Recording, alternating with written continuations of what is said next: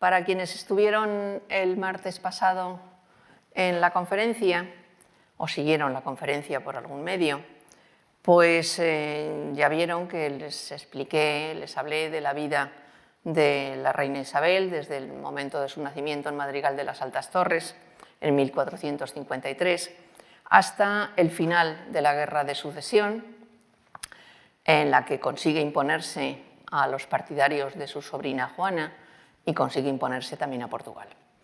Entonces, a partir de ese momento, esa paz se consigue en septiembre de 1479, y a partir de ese momento pues, empieza lo que podemos entender como el reinado en paz. Bueno, ya veremos después que esto de en paz es relativo, pero en paz interna, en paz dentro del reino de Isabel I de Castilla. Es de eso de lo que les voy a hablar esta tarde, de ese reinado de Isabel. Los aspectos que les voy a tratar son los que tienen y pueden ver en pantalla. Hablaré de algunas cuestiones generales para enmarcar esa acción política que Isabel protagoniza. Después les voy a hablar de lo que es propiamente el gobierno del reino de Castilla, cómo lo gobierna, o sus instrumentos de poder. Después hablaré de la expansión territorial espectacular que tiene lugar durante el reinado de Isabel I. Dedicaré unos minutos a exponerles cómo la reina intenta conseguir en su reino la unidad de todos sus súbditos en la fe cristiana, en la fe católica, ¿se entiende? Y por último, el periodo final de su reinado, que está marcado por lo que yo entiendo que son los problemas dinásticos que se complican y que son problemas de política internacional y también de política interior, pero en definitiva viene marcado por esa, digamos, crisis dinástica que se produce como consecuencia de la muerte sucesiva de sus posibles sucesores. Hay que tener en cuenta que Isabel gobierna Castilla en colaboración con su marido Fernando de Aragón, pero que aparte de la tarea de gobierno realiza otra serie de actividades muy diversas, algunas propias de las mujeres de su época, como atender a la crianza y educación de sus hijos y los jóvenes de la corte. Ella organiza cómo debe darse esa educación a su hijo, a sus hijas y también a los jóvenes que viven en la corte, es decir, hijos de otras personas que están en la corte de Castilla. Pero además de esto, dedica parte de su actividad y de su tiempo a lo que podíamos entender o podíamos denominar como tarea de mecenazgo, dicho de una manera un tanto laxa. En este sentido, yo les llamaría la atención sobre San Juan de los Reyes de Toledo. Es la reina Isabel la que promueve la construcción de este monasterio, que se lo entrega a los franciscanos. Construye San Juan de los Reyes después de la guerra y sobre todo para poner de relieve su victoria en la Batalla de Toro. La Batalla de Toro fue un hito importante, un hito relevante en la Guerra de Sucesión. Y luego, como acabo de decirles, se lo entrega a los franciscanos y esto es importante. Ella tuvo durante su niñez, se piensa que tuvo relación con los franciscanos de Arévalo y en cualquier caso Isabel muestra una clara inclinación por la espiritualidad franciscana.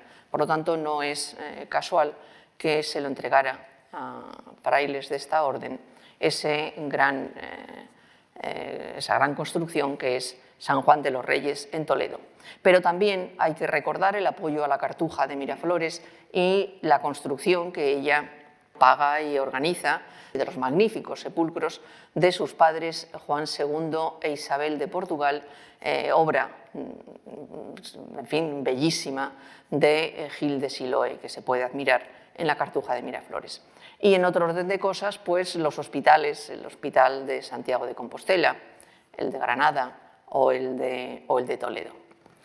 Y además de esto, Isabel es una mujer de su época Estamos en pleno humanismo, piensen que es la época del Renacimiento, las grandes cortes humanísticas también florecen en Castilla, los grandes nobles humanistas también los tenemos aquí, y Isabel viene de una familia que ha mostrado gusto por la cultura, tanto su padre Juan II como su hermano Enrique IV muestran digamos, esa inclinación, ese gusto por la cultura humanística. Y Isabel no es una excepción, Isabel también muestra ese interés por la cultura, por el cultivo de la inteligencia y por expandir la enseñanza y dar acceso al conocimiento a mayor número posible de personas. Y en este sentido quería únicamente darles dos pinceladas o dos datos. Isabel pide a Nebrija, ya saben que Nebrija le dedica su gramática, pero bueno, los intelectuales suelen dedicar sus obras a los reyes. Esto podría no ser especialmente significativo. Lo que sí es significativo del interés de Isabel por la cultura es que pide a Nebrija que traduzca sus introducciones latinas para que las religiosas puedan acceder, las religiosas que no saben latín, pudieran aprender y pudieran tener acceso al conocimiento. Y luego también me parece que es especialmente significativo de su inclinación por el saber y su gusto por la historia, que pida a Diego de Valera, aparte de otras muchas cosas, pues escribió una crónica de los Reyes Católicos y también una crónica de Enrique IV. Bueno, pues Isabel le pide a Diego de Valera que escriba una crónica abreviada de España, que hoy solemos conocer como la Valeriana. Por lo tanto, ella tiene este gusto y este afán por la cultura y por seguir con esta vida intelectual que ya ha vivido y ha conocido en su etapa previa a ser reina. Además de esto, también me parece importante que tengan en cuenta, para comprender su tarea de gobierno, la complicidad y la confianza que establece con su marido Fernando de Aragón. Fernando de Aragón es para Isabel un auténtico apoyo en toda la trayectoria de su gobierno y de su reinado. Ambos confían mutuamente el uno en el otro y ambos se apoyan en la pareja. Y esto creo que hay que tenerlo en cuenta y hay que comprenderlo también. Y hay que comprenderlo sobre todo en el caso de una mujer como Isabel, que está en permanente actividad. Una mujer que está permanentemente ocupada, que digamos que tiene la mente y la preocupación puesta en muy diferentes problemas y cuestiones. Una buena muestra de ello es el pequeño texto que tienen en pantalla y que pone de manifiesto ese agobio que a Isabel le produce el tener que dedicarse a tantas cosas y no tener tiempo para ella misma, no tener tiempo para sí misma, cosa que suele ocurrirle con relativa frecuencia a las mujeres. En una carta a su confesor Hernando de Talavera, probablemente en 1493, es una carta que escribe de su puño y letra desde Zaragoza, donde se encontraba en ese momento, pues le dice a Hernando de Talavera esto que tienen en pantalla. Empecé y acabó esta carta con tanto desasosiego, porque estando escribiendo me llegan con tantas hablas y demandas que apenas sé qué digo. Y nunca acabara, sino que estuve en la cama hoy todo el día, aunque estoy sana, solo porque me dejasen y aún así no me dejan. Es decir, que intenta buscar tiempo para sí misma, pero le resulta difícil encontrarlo. Una mujer, por lo tanto, en permanente actividad, en permanente acción. Una mujer que ya ha demostrado antes de esta fecha y que seguirá demostrando en los años siguientes hasta su muerte una gran capacidad de negociación. Una negociación que la lleva a establecer el equilibrio y el acuerdo con contendientes de diversa naturaleza y de diverso grado. En este sentido, y hablando de Fernando de Aragón, pues una muestra de esa capacidad de negociación es la llamada Concordia de Segovia, de la que les hablé el otro día, en la que llega a un acuerdo con su marido para que Fernando pueda gobernar con ella en Castilla, es decir, le da prácticamente plenos poderes en Castilla a su marido. Este acuerdo, claro, todos los acuerdos tienen sus pros y sus contras.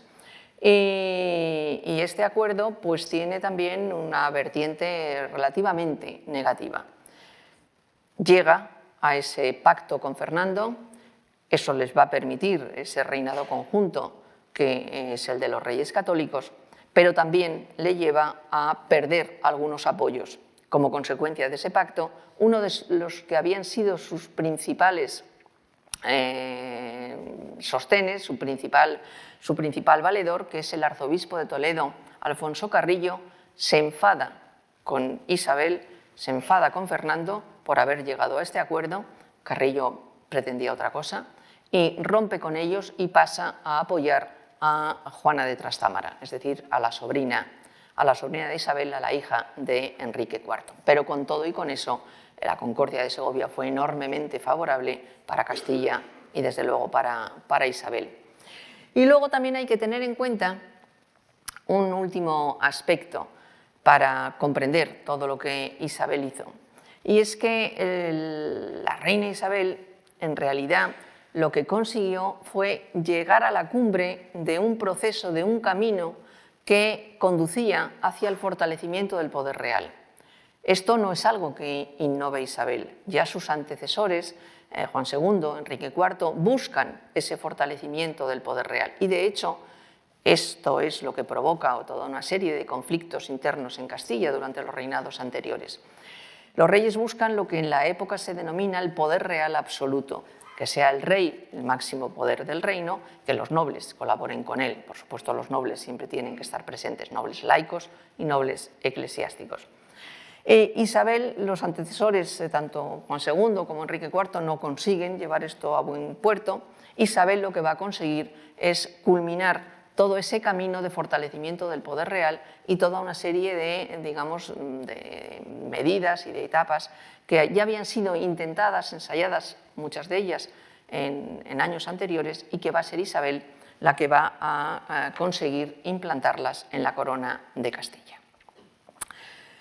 Bueno, pues teniendo en cuenta esta situación general de la reina, de cómo se desarrolla la vida de la reina, vamos a pasar ya a ver algunos de los elementos principales de lo que es el gobierno del Reino de Castilla ejercido por Isabel I, siempre con la colaboración y el apoyo de Fernando II de Aragón.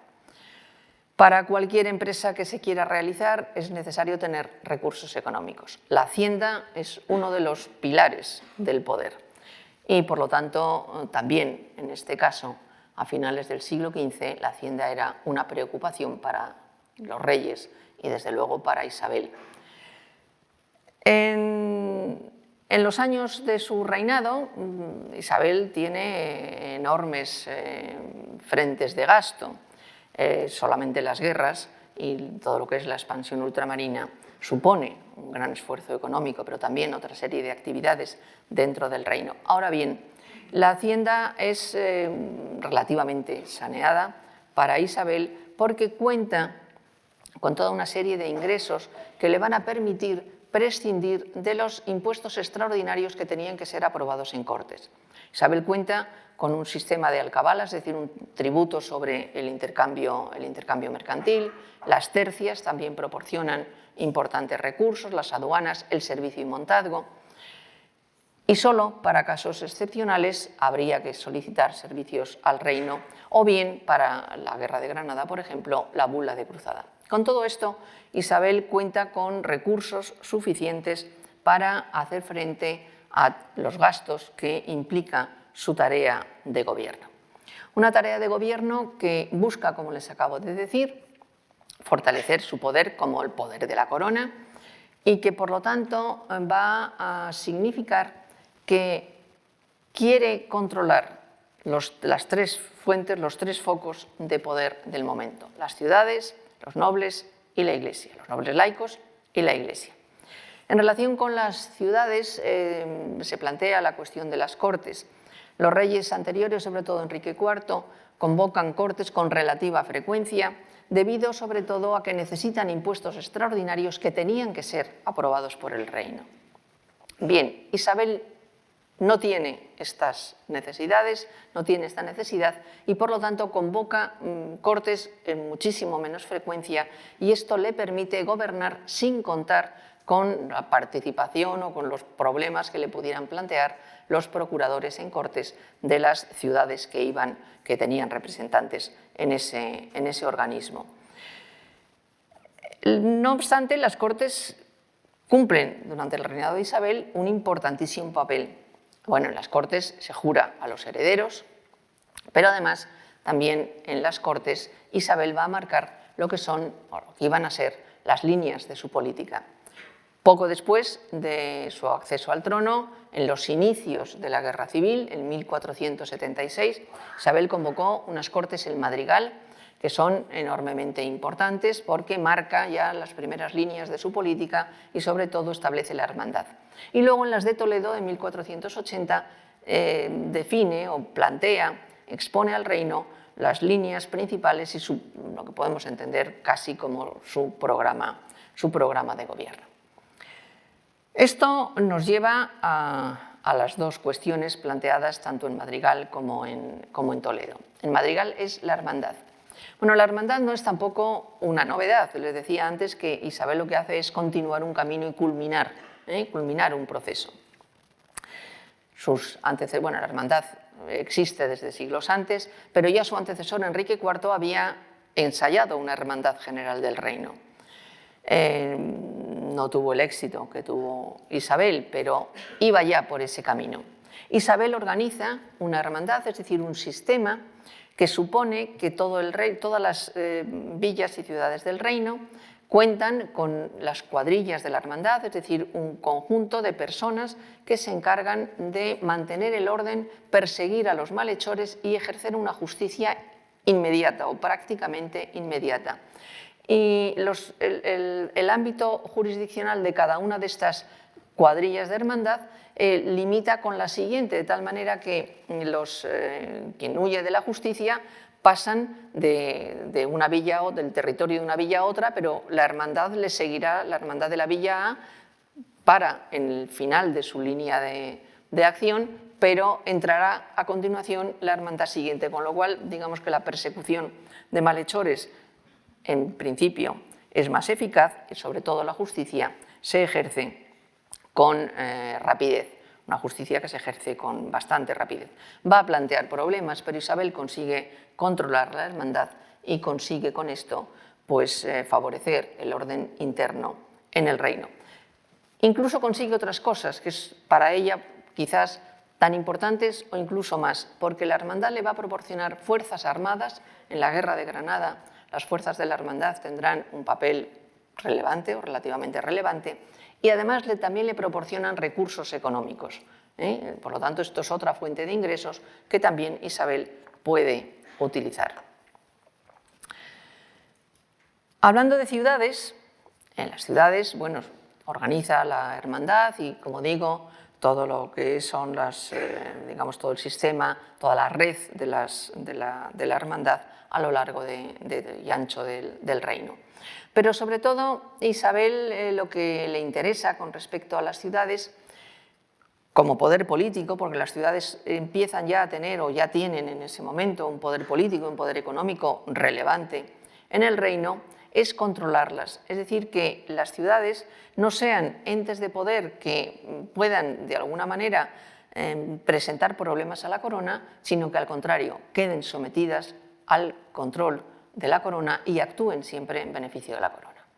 Para ello va a utilizar diversos aspectos y diversos mecanismos.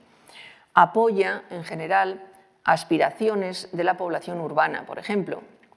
En esta época, en las ciudades se busca el bienestar y la comodidad y en muchos lugares se hacen obras de aducción de agua para tener más agua próxima a las viviendas y que esto facilite la vida de la comunidad. Entonces Isabel apoya este tipo de obras y permite a las ciudades realizar gastos a veces muy importantes para poder tener este tipo de obras de aducción de agua o de reparación de las murallas, que más que una tarea de defensa son embellecedoras de una ciudad. Pero más allá de esto, que iría relacionado con el honor y el prestigio, Isabel lo que quiere es controlar el órgano de poder y controlar a los poderosos de las ciudades. Y lo consigue mediante dos mecanismos.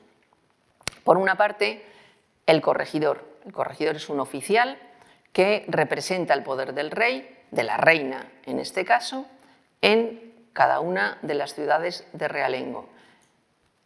Esta institución viene también de siglos atrás. Lo que consigue Isabel es que el corregidor se extienda a todas las ciudades de realengo del reino y que las ciudades, todas ellas, de mejor o peor voluntad, acepten esta presencia del corregidor, que preside las reuniones del órgano de gobierno local y que controla el gobierno de la ciudad, en nombre del rey, de la reina en este caso. Y luego el regimiento, es decir, el órgano de gobierno local. Por llegar al regimiento, los poderosos de las familias poderosas de cada una de las ciudades luchan entre sí para ver quién tiene más cargos de poder, más regidurías a su favor. Y esto plantea problemas, guerras internas, conflictos en las ciudades que no favorecen el orden interno del reino, que perjudican al comercio y que Isabel entiende que perjudican también a su gobierno.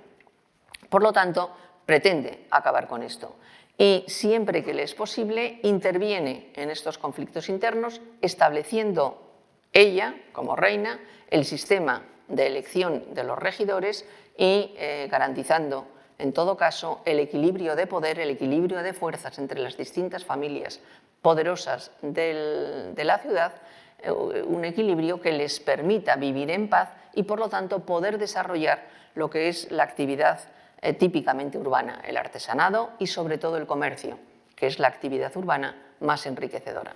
E Isabel también apoya el comercio. Apoya el comercio, por ejemplo, de los libros. Hablando antes, les hablaba de su afán por la cultura, bueno, pues apoya el comercio de los libros, pero apoya las actividades comerciales en general. Apoya las ferias de Medina del Campo, que son las más importantes ferias del reino, y Isabel apoya estas ferias de Medina. Pero incluso más allá de todo esto, lo que Isabel va a conseguir, va a hacer a lo largo de su reinado, es establecer instituciones que favorezcan en general el comercio internacional, que es el más lucrativo, el que más ingresos proporciona, tanto a la corona como a los mercaderes y por lo tanto también a las ciudades. Durante el reinado de Isabel, o con Isabel, se establece el consulado de Burgos en 1493, es decir, al año siguiente de la conquista del reino nazarí de Granada, y con Isabel también, 2 años antes de su muerte, en 1503, se establece la Casa de Contratación de Sevilla para todos los negocios que se realizan en las Indias. Por lo tanto, Isabel tiene una política en este sentido de apoyo al comercio interior del reino, pero también al comercio internacional, y esto favorece a las ciudades y le favorece a ella como reina y al reino, puesto que le proporciona ingresos, riqueza y sobre todo prestigio, y además prestigio internacional. Si las ciudades son un poder en el reino, son un poder emergente, tenemos los dos poderes tradicionales, que son la Iglesia y la nobleza laica. Bueno, pues Isabel, que quiere controlar el reino, también busca controlar a estos dos poderes tradicionales. En ningún caso se opone a ellos. Esto es una idea que hay que desechar de entrada. Isabel apoya a la Iglesia como institución, quiero decir, e Isabel apoya a la nobleza. Lo que Isabel pretende es que tanto en la Iglesia como entre los nobles lo que prevalezcan sean personas que le sean fieles a ella y que actúen en beneficio de sus intereses y de lo que ella entiende que son los intereses del reino. Por lo tanto, lo que va a intentar hacer es apartar a la nobleza de aquellos, asuntos de decisión política en los que pudiera plantearle a ella como reina algún problema, pero potenciar su papel, asentar, respaldar, en fin, digamos que respetar en el más amplio sentido de la palabra, el poder social, el poder económico, el prestigio de la nobleza. Sin la nobleza no se entendería la Castilla de entonces y, por supuesto, tampoco el reinado de Isabel. Y algo similar sucede con la Iglesia. Lo que pretende es que los cargos, altos cargos eclesiásticos, pues estén ocupados por personas que les sean afectas a ella y, sobre todo, que no sean nobles para poder, digamos, negociar mejor con ellos, tratar mejor con ellos. En este sentido, las medidas más llamativas o los aspectos que pienso que se podrían señalar en cuanto a la política de la reina en este campo es el apoyo a la mesta. El apoyo a la mesta, que significa el apoyo del comercio internacional de la lana, que lo que hace es beneficiar a los grandes propietarios de ganado, nobleza, órdenes militares, es decir, poderes laicos y eclesiásticos, grandes poderes nobiliarios del reino. Eso es lo que hace con su apoyo a la mesta. Luego busca, a la hora de actuar políticamente y de tomar decisiones, buscar consejeros que les sean afectos, no porque sean nobles, sino porque sean expertos en la materia y personas en las que ella pueda confiar. Entonces busca a esos consejeros especialistas y se empiezan a perfilar lo que serán los consejos del reino. El órgano, en el caso del reinado, durante el reinado de Isabel, más importante es el Consejo Real, en el que lo que predominan, lo que prevalece para ella, son los consejeros especialistas en la materia a tratar, que es a los que ella quiere escuchar antes de tomar las decisiones pertinentes. Esto no quiere decir que sea parte de la nobleza laica o eclesiástica, pero sí que Isabel busca consejeros especializados, es decir, personas que realmente puedan llevarla por el camino más apropiado, no en función de intereses particulares de los nobles o de los clérigos, sino en función de los intereses generales de la corona. Y el Consejo Real, como digo, es el hito de toda esta organización. Y con respecto a la Iglesia, Isabel busca conseguir algo muy importante, que es el derecho de presentación y patronato, es decir, poder intervenir en el nombramiento de los altos cargos eclesiásticos. Esto no es fácil. No es fácil porque los altos cargos eclesiásticos los nombra Roma, es decir, es un asunto de la institución eclesiástica y es Roma quien nombra a estos altos cargos eclesiásticos. Pero Isabel pugna por conseguir esto y va a conseguir un gran éxito, que es el derecho de patronato en el Reino de Granada. Cuando conquiste el Reino nazarí de Granada, va a conseguir que se le reconozca el derecho de patronato en la Iglesia del Reino de Granada. Y en Canarias también, el patronato para las nuevas iglesias que se instituyan, que se establezcan en las Islas Canarias. Esto significa que los reyes son los patronos de esas iglesias y que pueden intervenir en esos nombramientos, aparte de otras cuestiones. Esta cuestión del derecho de presentación, que lo consiguen durante el pontificado de Inocencio VIII, pues lo consigue a través de la intervención y la negociación en Roma y, por lo tanto, a través de la vía diplomática, porque la diplomacia se está desarrollando notablemente en este momento y la corte castellana, lo mismo que la corte aragonesa, pues cuenta con diplomáticos y cuenta con representantes en distintas cortes que negocian y actúan en función de los beneficios, en este caso, de Castilla. Para esta cuestión de los derechos de presentación y patronato que intentan conseguir los reyes, quien actúa en Roma es el conde de Tendilla. El conde de Tendilla, que después tendrá un papel relevante en Granada, en la conquista de Granada y en los primeros años de la incorporación de Granada a la corona, pues el conde de Tendilla es quien negocia en Roma y quien consigue que Inocencio VIII en 1496 otorgue esas bulas que van a permitir tener el derecho de patronato sobre las iglesias de Granada y de Canarias. Y he dejado para el final lo que se entiende en el momento como la máxima expresión del poder. La máxima expresión del poder es el ejercicio de la justicia.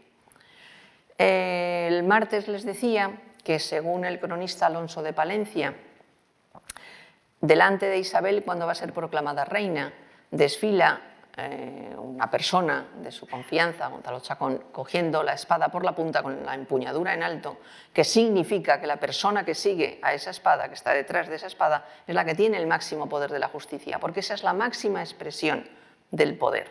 Bueno, pues Isabel evidentemente va a procurar ejercer la recta justicia, imponer la equidad en ese ejercicio de la justicia y sobre todo va a tomar toda una serie de medidas que conduzcan a una buena administración de justicia en su reino. En este sentido, hay dos actuaciones principales. Por una parte, lo que son los tribunales supremos del reino. Tradicionalmente, los dos tribunales supremos del reino, aparte del Consejo Real, que funciona también para algunas causas como Tribunal Supremo, son las chancillerías. La Chancillería de Valladolid y la Chancillería que estaba en Ciudad Real, que va a ser trasladada a Granada. Bueno, con Isabel las chancillerías se establecen definitivamente, adquieren definitivamente su sede. Nunca más se discutirá dónde van a estar instaladas. Para el norte del reino, Valladolid; para el sur, Granada. Quedaba Galicia, que Galicia tiene una comunicación relativamente difícil. Y esto le lleva en 1494 a Isabel a establecer la Real Audiencia de Galicia, que no es exactamente una chancillería, pero que funciona, es decir, que funciona también como organismo, como máximo tribunal de justicia en el reino de Galicia. Ahí se ejerce la justicia, ahí están los jueces, se ven las causas, etc. Pero está digamos, los textos jurídicos, las leyes que hay que aplicar, las normas del reino. Isabel entiende que es necesario clarificar la situación, es decir, que sean claras, que queden claros cuáles son las leyes del reino que hay que aplicar, cuáles son las normas para cada caso, etcétera, etcétera. Se ocupa de que se publiquen las partidas, el Fuero Real de Alfonso X, pero sobre todo lo que la preocupa es la revisión y la recopilación de textos jurídicos que están, iba a decir más o menos dispersos, en realidad que están dispersos. Y lo que hace a comienzos de este periodo de su reinado es encargar a un equipo de juristas que está al frente de Alonso Díaz de Montalvo, que recopile y revise las ordenanzas reales, es decir, las distintas ordenanzas que los reyes han ido emitiendo y que, bueno, hay que recopilarlas, comentarlas y explicarlas para que los jueces sepan qué leyes se pueden aplicar y cómo se pueden aplicar esas leyes, en qué casos, etcétera, etcétera. Hecho esto, en 1484, que ya es un importante avance para la buena aplicación de la justicia, un poquito más adelante, en 1503, se realiza una nueva recopilación. Se entiende que el ordenamiento de Montalvo, que es como se conoce, ordenamiento de Montalvo, pues está bien, pero en fin, tiene algunos defectos, le faltan algunas cosas y se hace una nueva recopilación en 1503. Y ya muerta la reina, después de fallecida la reina en 1505, están las famosas leyes de Toro. En realidad esto es posterior a la reina, puesto que las leyes de Toro se presentan al reino en las cortes que se celebran en Toro en este año, en 1505. Pero es algo que Isabel ya venía preparando desde tiempo anterior. En estas leyes de Toro lo que se intenta hacer, sobre todo, dar satisfacción a la nobleza. Es verdad que las leyes de Toro, aparte de esto, actualizan el corpus legislativo castellano en general, pero particularmente la importancia de las leyes de Toro es que preservan las bases del poder de la nobleza, porque regulan el mayorazgo y establecen claramente ese derecho de mayorazgo de los nobles, que es en el que van a poder sustentar el poder todas estas grandes familias nobiliares del reino. Por lo tanto, es algo posterior a la muerte de Isabel, inmediatamente posterior, pero que ya venía preparando, pues, de alguna manera, la culminación de una tarea que Isabel había venido preparando desde años anteriores. Con esto tiene el reino controlado y más o menos organizado, pero ahora es necesario para ella expandirlo. Aquí lo que busca es, sobre todo, intereses políticos, intereses religiosos, controlar la navegación y el comercio internacional. Esta expansión territorial, seguro que todos la conocen y saben de lo que estoy hablando, a lo que me estoy refiriendo. Se trata de la Guerra de Granada, en primer lugar, que inicia poco después de terminada la Guerra Civil. La Guerra de Granada, que supone la conquista del reino nazarí, una guerra en la que la reina vuelve a implicarse de forma personal, que interviene de muy diversas maneras a lo largo de las campañas hasta 1492, bueno, hasta diciembre del 91, el inicio de enero del 92 es cuando se entregan las llaves de la ciudad, se hace la escenificación de la rendición. Una guerra en la que, bueno, hablando de Isabel y de las tareas de Isabel, pues volvería a hablarles de los hospitales de campaña. Establece hospitales de campaña, sobre todo en aquellas campañas militares que tienen mayor duración. El más famoso de todos es el de Santa Fe, pero hay otros anteriores. Y una guerra que supone un enorme esfuerzo económico, pero que también va a proporcionar prestigio y honor a los nobles que triunfan en ella y va a proporcionar ingresos a todas aquellas personas que participan en ella, incluida la corona, porque es una guerra de conquista y es una guerra en la que se consigue el botín, es decir, se conquista y lo que se conquista se quedan con ello y se lo reparten los conquistadores. También los reyes, por supuesto, participan en ese reparto. Y en ese reparto intervienen sobre todo bienes de carácter material, pero en algunos casos también se capturan esclavos o cautivos. Cuando las plazas que se van a conquistar no se rinden, es decir, ofrecen una resistencia férrea a las tropas castellanas y exigen a las tropas castellanas que hagan un esfuerzo mayor del que esperaban tener que hacer para conseguir la plaza. Es el caso de Málaga, la conquista de Málaga, que quizás sea la más famosa en este sentido y la más complicada. En este sentido, los malagueños se resisten a entregarse, los malagueños no quieren rendirse, no se rinden, hay que tomar la ciudad al asalto y entonces la población es capturada, todos, hombres, mujeres, niños, ancianos, todos son capturados. Los que tienen dinero para poderse rescatar son convertidos en cautivos, es decir, si pagan recuperarán la libertad, y los que no tienen dinero para pagar el rescate se convierten en esclavos y serán o vendidos en el mercado o regalados. La reina Isabel, después de la conquista de Málaga, realiza algunas notables y conocidos regalos de esclavos a personajes relevantes, esclavos procedentes de la conquista de Málaga. Después de Granada viene África, la expansión hacia África, donde tenían ahí aquella tensión con los portugueses, porque los portugueses les llevan la delantera en África.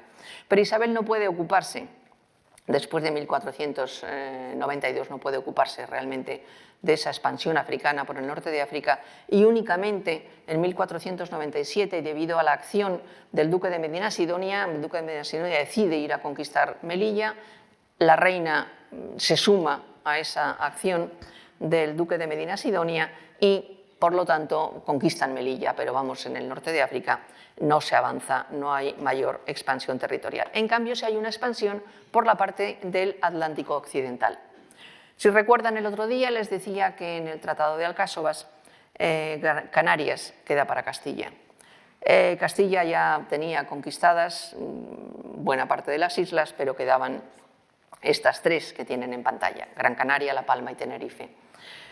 No era fácil esta conquista, las tropas castellanas se enfrentan, hay enfrentamientos internos, la población de las islas se resiste a la conquista, pero progresivamente, entre 1478 y 1496, progresivamente las tropas castellanas van avanzando sobre estas islas y las van conquistando. Las conquistan en el orden que las tienen en pantalla.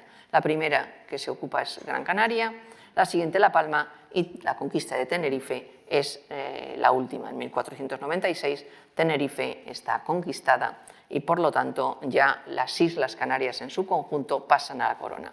De nuevo tenemos aquí también esclavos y tenemos luego toda la riqueza de los productos de la isla y sobre todo el azúcar. Será ya en el futuro, en el momento también, pero sobre todo en el futuro, el negocio del azúcar, el gran negocio en las Islas Canarias. Pero la expansión en el Atlántico más espectacular, ya saben, es lo que hoy llamamos América. Y lo que en la época Isabel llamaba las islas y tierra firme de la mar Océana. Después de la entrega de Granada, en 1492, Isabel por fin puede prestar atención a lo que Colón le presenta. Y después de muchas dudas, de consultar a los sabios de la Universidad de Salamanca, después de consultar a los miembros de su consejo, y a pesar de que en su entorno nadie tenía la certeza de que aquella aventura colombina pudiera llevar a buen puerto, Isabel decide que en realidad la inversión que se va a realizar no es excesiva y que puede arriesgarse a intentar llegar a las Indias, es decir, al Asia oriental, navegando por Occidente, de Occidente hacia adelante. Por eso lo llaman las Indias, porque creen que han llegado a la costa del Pacífico de Asia. Bueno, admiten Isabel la aventura, vamos, la propuesta de Colón, firma con Colón en el mes de abril las capitulaciones de Santa Fe, Colón se embarca en agosto, en octubre, como saben, llega a las islas americanas y lo que se conoce en vida de Isabel es simplemente las islas de Guananí, Cuba y la Española, que es decir, por lo tanto, ahí nos quedamos. Cuando Colón regresa, Isabel y Fernando están en Barcelona, Colón regresa con unos cuantos indios, es decir, personas procedentes de la población autóctona de estas islas. Isabel manda que se les libere, es decir, que no se les convierta en esclavos, y les bautiza, lo primero, hay que bautizarles. Y se inicia la negociación en la corte pontificia para conseguir que esas tierras que han encontrado allá en el occidente y que no saben muy bien lo que son, pero que sí son conscientes de que no son las Indias que buscaban, pues que esas tierras sean para Castilla. Volvemos de nuevo a la negociación en la corte pontificia y el papa del momento, Alejandro VI, pues otorga unas bulas, las llamadas bulas alejandrinas, entre julio y diciembre de 1493, y esas bulas alejandrinas reconocen digamos, la pertenencia a Castilla de esas tierras que se acaban de descubrir, con una condición, que se les convierta a la población que allí vive, se la convierta al cristianismo.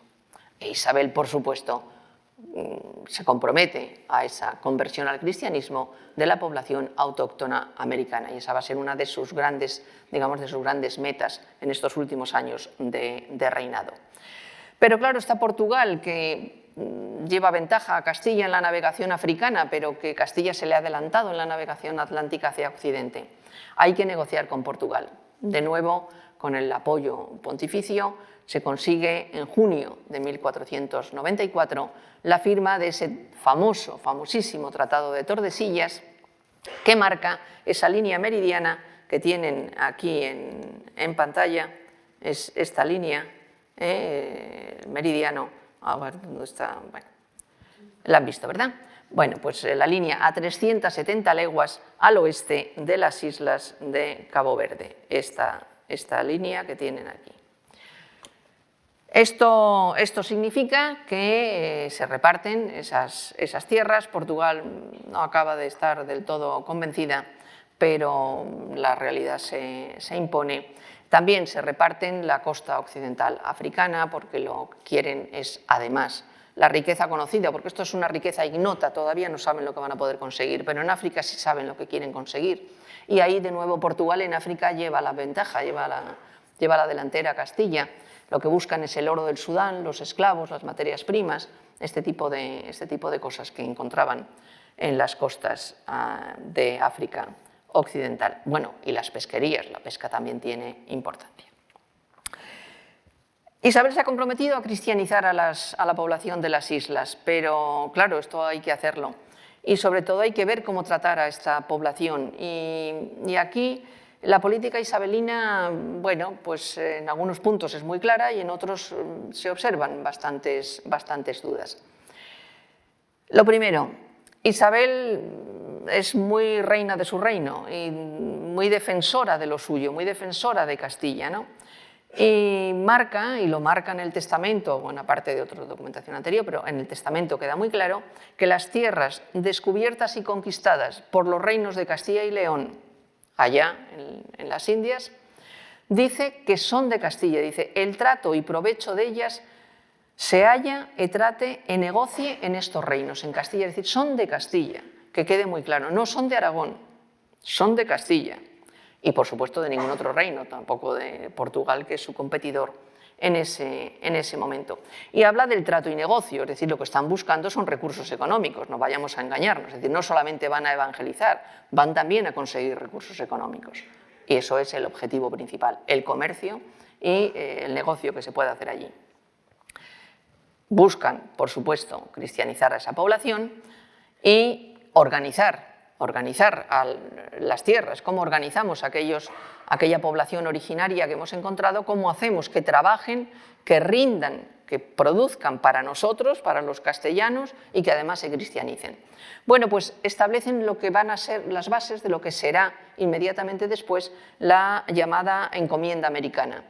Bueno, pues esto con los primeros gobernadores que van a las islas y salvando las discusiones que hay con Colón y todo esto, pues se establece que se debe procurar que la población de estas islas y tierra firme de la mar Océano tengan trato constante, permanente, con los castellanos para que se familiaricen con su lengua, con su cultura, es decir, con nuestra lengua, con nuestra cultura y se cristianicen, sobre todo que se cristianicen. Pero también hay que conseguir que trabajen conforme a la mentalidad y las normas castellanas y, por lo tanto, se busca que estos primeros colonizadores y los primeros gobernadores que van allá establezcan contacto con los caciques, se atraigan la voluntad de los caciques y que de esta manera consigan que la población acepte la forma de trabajar para poner en producción aquellas tierras y que esa producción beneficie a la corona, aparte de a la población originaria, a los colonos y a la corona, ¿no? Esto plantea ciertos problemas porque, claro, se dice, tienen que trabajar la población originaria, que trabajen, pero el fruto de su trabajo no es todo para ellos, tienen que entregar una parte a los castellanos y la población originaria esto no lo entiende muy bien y ahí se producen algunos roces, algunos problemas. Pero de momento, mientras vive Isabel, digamos que estos problemas son aparentemente menores y el foco principal, por lo menos para ella, parece ser el de la cristianización. El segundo problema, aparte de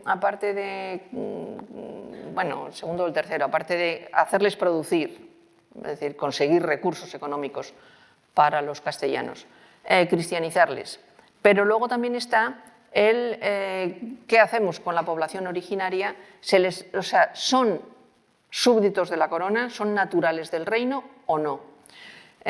Si se cristianizan, ¿son naturales del reino o no? ¿Se les podemos esclavizar o no les podemos esclavizar? En esta situación, pues la conducta de Isabel es bastante confusa. En un primer momento dice que no se les esclavice. En 1493 dice que no se les esclavice, pero en 1495 paga a uno de sus capitanes del ejército, al que no puede pagar de otra manera, le paga con 50 esclavos de Indias, quiero decir, no esclavos traídos de África o de otro lugar, con esclavos de Indias. Pero luego, poco tiempo después, vuelve a decir que no se les esclavice. Y finalmente lo que acepta, justo antes de morir, dice que se puede esclavizar a aquellas poblaciones originarias que sean antropófagos, es decir, que a esos se les puede esclavizar, al resto, que es gente amable, pues que no se les puede esclavizar. Digamos que prohíbe esa esclavización.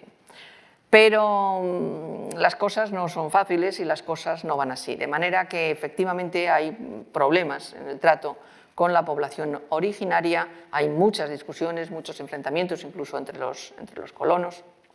No vamos a entrar ahora en ello porque nos llevaría muy lejos, pero sí Isabel es consciente de esa situación y en el codicilo que firma 2 días antes de morirse dice lo siguiente respecto a la población originaria de esas islas que ha conquistado y que ha descubierto y que ha conquistado. Dice: que no consientan ni den lugar que los indios vecinos moradores de las dichas Indias y tierra firme, ganadas y por ganar, es decir, ella piensa que hay más y que va a conquistar más, que dice, no consienta que reciban agravio alguno en sus personas ni bienes, mas manden que sean bien y justamente tratados, y si algún agravio han recibido, que los remedien. Es decir, es perfectamente consciente que ha habido agravios y pide que los remedien. Como saben, luego la historia sigue su curso y va por otro camino, pero eso ya nos lleva lejos de la situación de Isabel. El último aspecto es el de la unidad en la fe. Isabel tiene deseo profundo y ardiente de que su reino toda la población de su reino sea cristiana, porque entiende que un reino bien organizado es un reino cuyos súbditos tengan una misma fe. Y en Castilla hay 3 fes, la mayoritaria cristiana, pero están musulmanes y judíos. Bueno, lo primero que hace es continuar la política de apartamiento que ya habían ensayado desde comienzos del siglo XV, desde la época de Juan II, de su padre, la minoría de su padre, con Catalina de Lancaster, hacer barrios separados para judíos y musulmanes. En las Cortes de 1480 ordena de nuevo que judíos y musulmanes vivan apartados en las ciudades en barrios separados. Es lo que nosotros conocemos hoy como judería o morería. Si en una ciudad van y hay la judería, la judería es el barrio donde viven los judíos, la morería es el barrio donde viven los musulmanes en este momento, en esta época, con ese apartamiento que Isabel impone. Pero ese apartamiento no acaba de convencer a la reina ni a buena parte de los cristianos viejos de Castilla.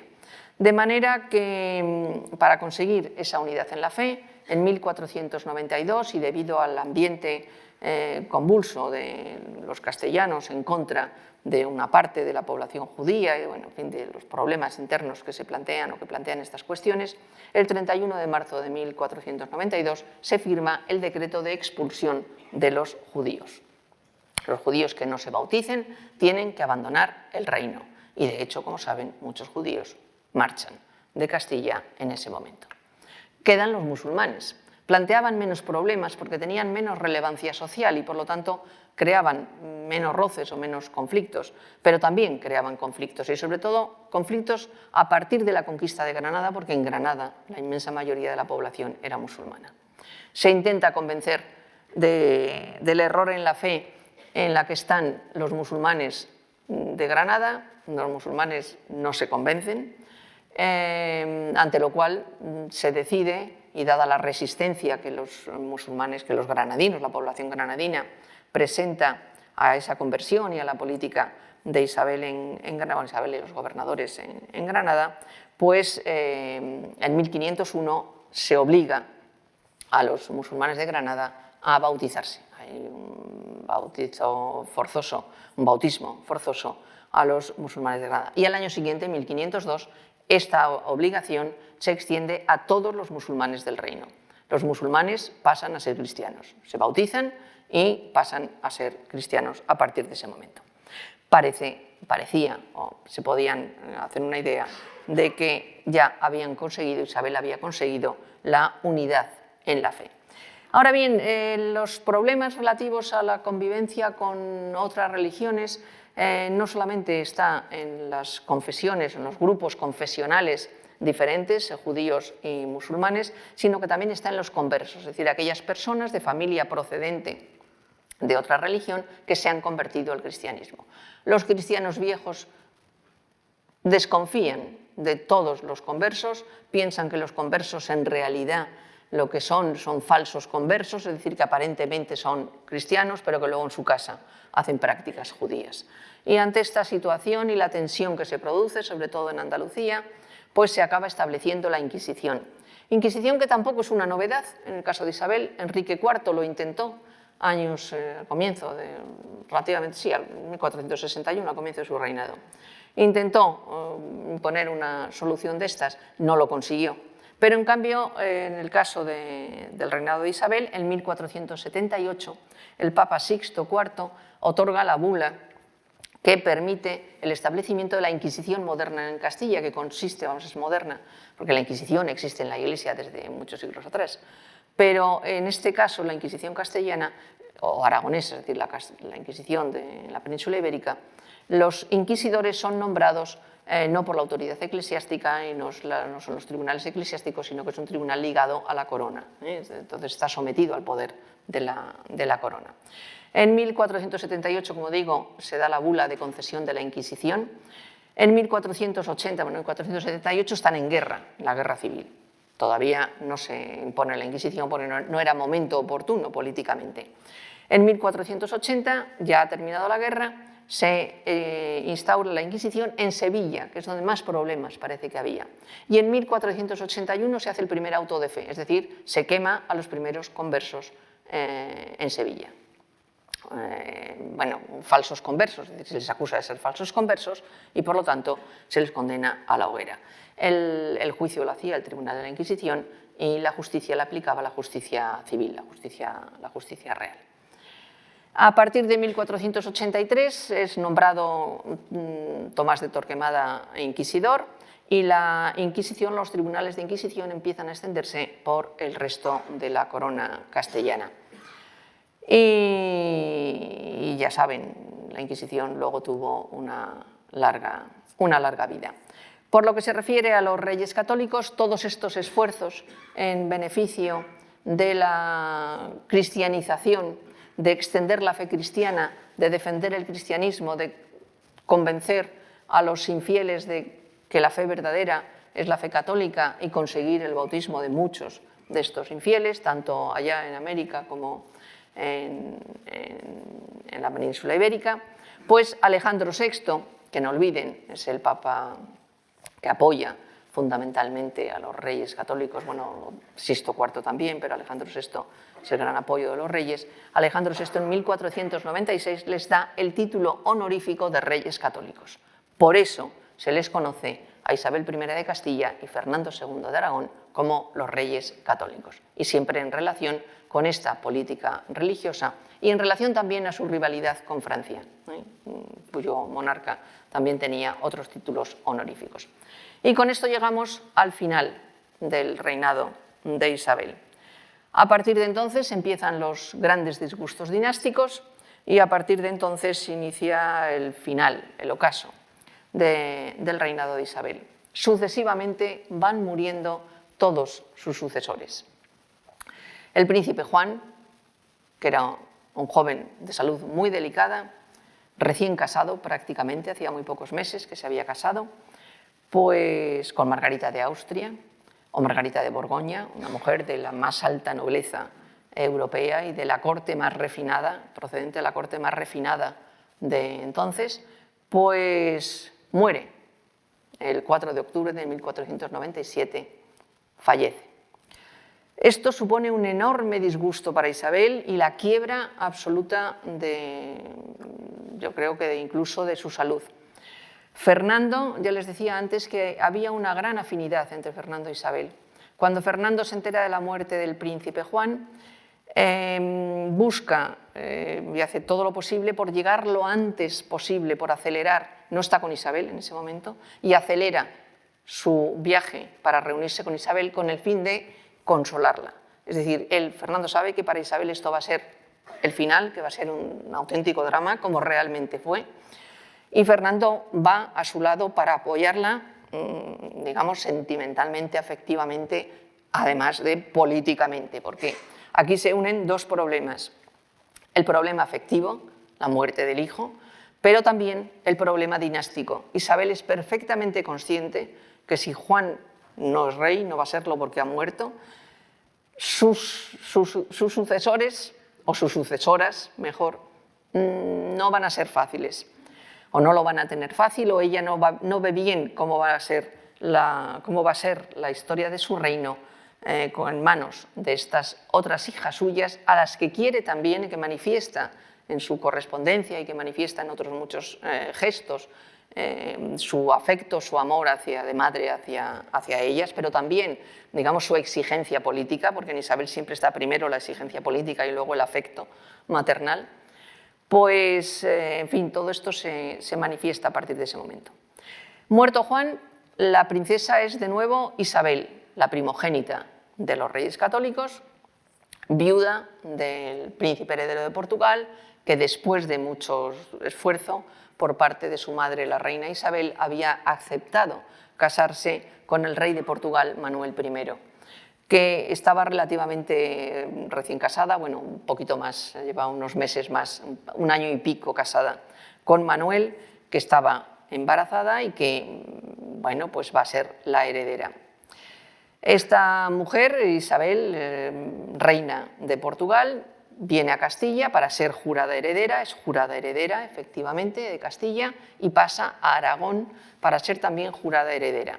Vamos a prescindir de los problemas de Aragón y el caso es que llega a Aragón para ser reconocida heredera a punto de dar a luz. Y efectivamente se pone de parto en agosto en Zaragoza y muere en ese parto, o como consecuencia de ese parto, Isabel, la princesa Isabel, muere también. Por lo tanto, es otro disgusto para la reina Isabel, otro profundo disgusto para la reina Isabel, que únicamente viene paliado por lo que se manifiesta a través de la correspondencia, de las crónicas, de algunos otros escritos, por la existencia de ese niño recién nacido, el príncipe Miguel de la Paz, es el nombre que se le da al niño, que es en ese momento heredero de Portugal, es el hijo del rey Manuel I de Portugal y de Isabel, heredero de Castilla y heredero de Aragón. Esto parece que anima a la reina, este niño va a poder unificar estos tres reinos y va a ser el más poderoso, sin duda, de todo el occidente europeo, que en definitiva es lo que Isabel aspiraba. Pero este niño, que Isabel consigue que se quede en Castilla, que no vaya a Portugal, es decir, consigue que Manuel I renuncie a tener a su hijo en Portugal, el niño Miguel de la Paz se queda en Castilla, viaja con los reyes y el 20 de julio de 1500, en Granada, el niño muere. Por lo tanto, de nuevo, crisis política para Isabel, que se encuentra con que la siguiente en el orden sucesorio es Juana, como muy bien saben. Juana es jurada heredera en Toledo en mayo de 1502 y la reina se ocupa muy mucho de que quede claro que la heredera es Juana y que Felipe de Habsburgo es su marido, es decir, es el consorte. Juana se queda en Castilla, en 1503 tiene un niño en Alcalá de Henares, es su segundo hijo varón. Este niño, Fernando, se queda en Castilla, va a ser el consuelo de Isabel y Fernando en sus últimos años, incluso Fernando dudó en nombrarle heredero, no podía y tuvo que renunciar a ello, pero en fin, tenía mucho respeto a este niño Fernando, que creció en Castilla, y Fernando de Alcalá de Henares, que nació en Alcalá de Henares, el segundo hijo varón de Juana, fue emperador. Es el hermano de Carlos I, al que Carlos, cuando llega a Castilla, le ve como un enemigo, porque a Fernando le querían mucho en Castilla, y Carlos le manda a Alemania y consigue ser emperador en Alemania. Y por lo tanto, pues Juana es la heredera. Y Juana sobrevive, y Juana vive muchos años después, hasta mediados del siglo XVI. Isabel en su testamento la nombra, la instituye claramente como su heredera. Dice: instituyo por mi universal heredera a la ilustrísima princesa doña Juana. Isabel quiere que quede claro que no es Felipe, es Juana la heredera. Isabel quiere apartar, como sea, a Felipe del trono de Castilla. Y luego, como Isabel es consciente de que Juana tiene sus particularidades, que es una mujer que no quiere gobernar, que tiene otras aspiraciones, pues en su testamento, además de nombrarla heredera, dice lo siguiente, dice que si no está en el reino, porque claro, Juana está en Flandes con su marido, si Juana no está en el reino o estando en ellos, es decir, en los reinos de Castilla, no quisiere o no pudiere entender en la gobernación de ellos, de los reinos de Castilla, que el rey mi señor, es decir, Fernando de Aragón, rija, administre y gobierne los dichos mis reinos. Isabel confía en su marido Fernando y le deja el gobierno de Castilla a Fernando en caso de que Juana no quiera o no pueda gobernar. Como saben, luego la historia pues fue por otros derroteros. Pero, en fin, esta fue la voluntad de Isabel. Isabel falleció, como seguramente todos ustedes saben, en Medina del Campo, en los palacios que tenía a pie de la plaza de las ferias, de la plaza del mercado de Medina, el 25 de noviembre de 1504. Y después de su muerte, pues la corona castellana entró en una nueva fase de problemas que culminarán, andando los años, con la Revolución Comunera de 1520. Nada más. Muchas gracias por su atención.